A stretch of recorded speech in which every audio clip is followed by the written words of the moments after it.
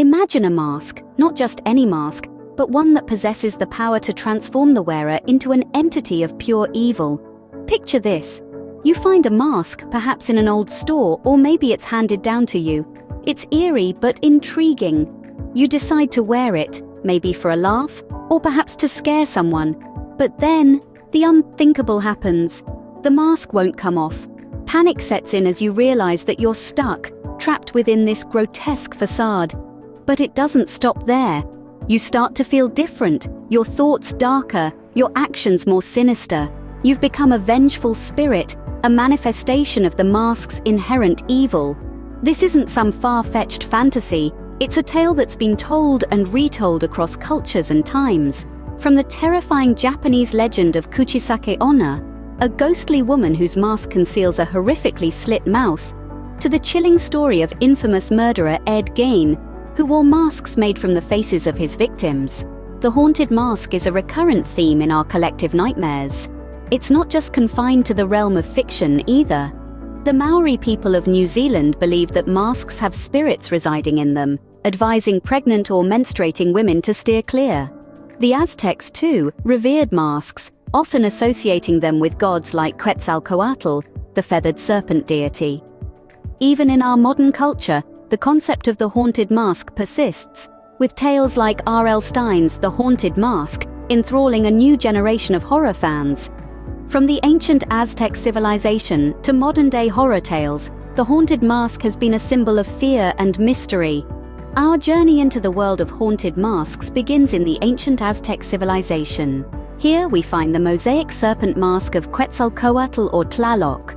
This mask, dating back to the 15th or 16th century, is said to have represented the gods Quetzalcoatl, the feathered serpent, or Tlaloc, the rain god. Adorned with elements of turquoise, gold, and conch shell, this mask is believed to have been worn by a priest serving Tlaloc in the Templo Mayor at Tenochtitlan. Fast forward to the dimly lit streets of Japan, where the legend of Kuchisake Onna haunts the locals. Kuchisake Onna, or the slit-mouthed woman, roams with a mask hiding her disfigured face. She poses a chilling question to travelers, asking if they think she's pretty.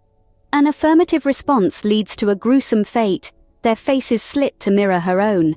Next, we cross over to the dark side of American history.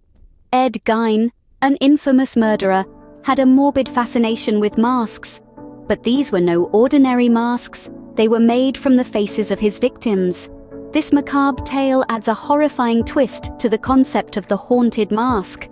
Our journey ends in the sun-kissed lands of Egypt. A mask stolen from an ancient tomb was found in Key West, Florida. This mask, believed to house South or Central American energies, adds an eerie international element to our exploration of haunted masks. Each of these stories, spanning different cultures and centuries, adds a new layer of dread to the legend of the haunted mask.